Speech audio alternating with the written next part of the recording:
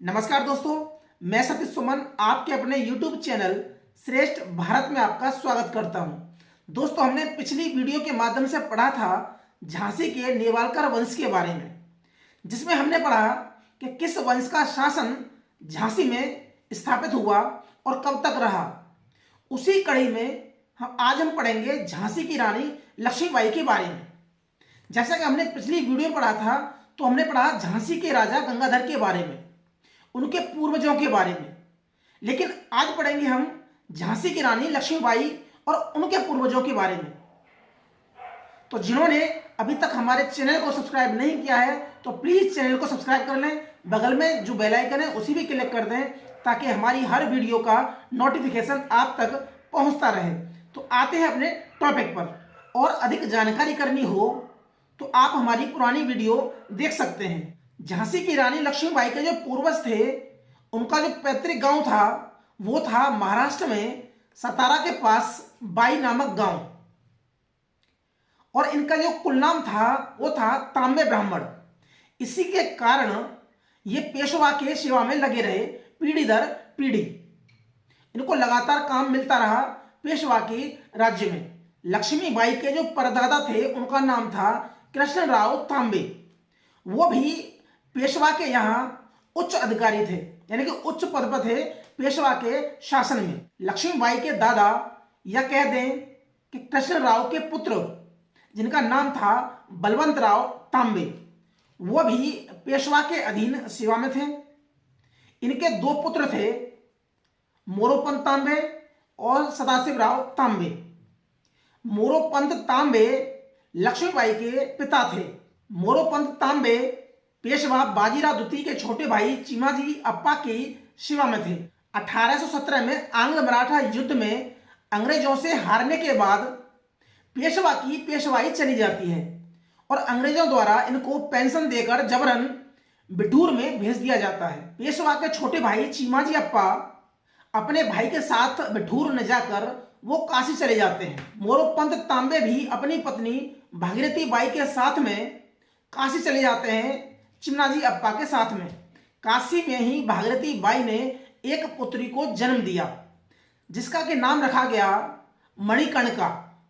यही मणिकर्णिका बाद में मनुबाई हुई और मनुबाई से लक्ष्मीबाई के रूप में प्रसिद्ध हुई। कुछ समय बाद चिमाजी अप्पा की मृत्यु हो जाती है और इनके लगभग 1-2 साल बाद ही मोरोपंत की पत्नी भागीरथी बाई की भी मृत्यु हो जाती है।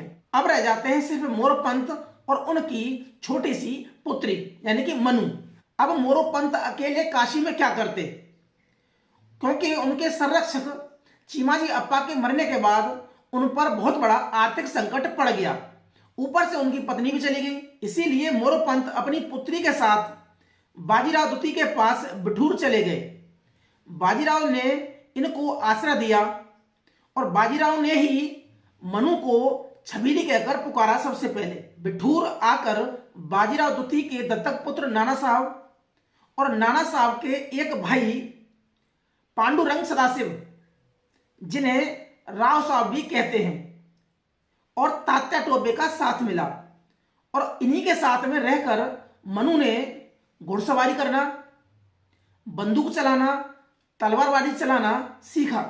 किशोरावस्था में पहुंचते ही मोरोपंत मनु की शादी को लेकर चिंतित हुए। उन्होंने मनु की कुंडली देखी तो उन्होंने कहा कि झांसी के राजा गंगाधर से इनकी शादी करा देते हैं। मोरोपंत ने मनु की शादी के लिए 2 शर्त रखी। पहली शर्त यह थी कि शादी झांसी में होगी और शादी का जो खर्च होगा वो झांसी के राजा गंगाधर राव को उठाना पड़ेगा। दूसरी शर्त यह थी कि मोरोपंत भी झांसी में रहेंगे और उनकी गिनती राजा के जो प्रमुख सरदार होंगे उनमें की जाएगी। गंगाधर राव ने उनकी दोनों शर्त मान ली और शादी को राजी हो गए। झांसी के राजा गंगाधर राव से मनु की शादी महाराष्ट्रियन प्रथा से हुई और यहीं से मनु का नाम बदलकर लक्ष्मीबाई कर दिया था, क्योंकि यह महाराष्ट्र में प्रथा थी। अब लक्ष्मीबाई झांसी की रानी बन जाती है, लेकिन उनका जो वैवाहिक संबंध था वो सुखद नहीं रहा। इसके पीछे कई कारण थे। एक कारण यह था कि दोनों की उम्र में बहुत बड़ा अंतर था। जहां गंगाधर राव की उम्र 40 साल के आसपास की थी, वहीं मनु की उम्र लगभग 13 साल की थी। जबकि गंगाधर की एक पत्नी और थी, रमाबाई के नाम से। दूसरा कारण था गंगाधर राव की चारित्रिक दुर्बलताएं, क्योंकि वह रसिक मिजाज के आदमी थे। रात रात भर नाटकों में एक्टिंग करते थे। वह स्त्री का वेश धारण करके नाटकों में अभिनय करते। लेकिन गंगाधर राव पुरातन पंथी थे। उनको रानी का घर से निकलना बिल्कुल रास नहीं आता था। वो चाहते थे कि रानी सिर्फ एक ही कमरे में बंद रहे। वो स्त्रियों की स्वाधीनता के घोर विरोधी थे, चाहे प्रजा की स्त्रियां घूंघट करें या न करें। लेकिन महल की स्त्री घूंघट करेंगी, ये उनका कड़ा आदेश था। राजा गंगाधर राव का लक्ष्मीबाई के प्रति जो व्यवहार था वो बेहद कटु था। उन्होंने रानी पर बहुत सारी बंदिशें लगा रखी थी। रानी महल के बाहर बिल्कुल नहीं जाएंगी। महल के बाहर छोड़िए, वो अपने कमरे के बाहर नहीं जाएंगी, और जाएंगी तो स्त्रियों का जो पहरा रहेगा वो भी हथियारबंद स्त्रियों के पहरे में रहेंगी हर समय। कोई भी पुरुष या उसकी हवा भी उनके पास तक नहीं पहुंच पाएगी। ये उनका कड़ा आदेश था। इस बात का खुलासा चश्मदीद रहे विष्णु भट्ट गोडसे ने अपनी किताब माजा प्रकाश में किया है।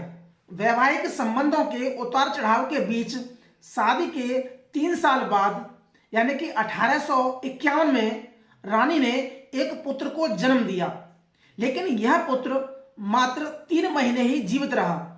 3 महीने बाद उसकी मृत्यु हो जाती है। राज्य का उत्तराधिकारी बनाने के लिए उन्होंने 20 नवंबर 1853 को एक पुत्र गोद लिया, जिसका नाम दामोदर राव रखा गया। लेकिन अगले ही दिन यानी कि 21 नवंबर 1853 को राजा की मृत्यु हो जाती है। उस समय के गवर्नर जनरल डलहौजी ने रानी के दत्तक पुत्र दामोदर राव को राज्य का उत्तराधिकारी के रूप में मान्यता नहीं दी और राज्य को हड़प नीति के तहत अंग्रेजी शासन में मिला लिया। इसके परिणाम स्वरूप 1 जून 1857 से लेकर 18 जून 1858 तक झांसी में विद्रोह हुआ, जिसमें ग्वालियर के राजा सिंधिया, रीवा के बघेल शासक, भोपाल की बेगम सिकंदर जहां आदि देशी राजाओं ने अंग्रेजों का साथ दिया। इस क्रांति में झांसी की रानी लक्ष्मीबाई लड़ते लड़ते 18 जून 1858 को शहीद हो गई और बाबा गंगादास की कुटिया में उनका दाह संस्कार किया गया। इस टॉपिक से संबंधित विस्तृत जानकारी के लिए आप हमारी दूसरी वीडियो नेवालकर वंश देख सकते हैं। तो आज के लिए सिर्फ इतना ही। मिलते हैं हम अगली वीडियो में। तब तक के लिए नमस्कार।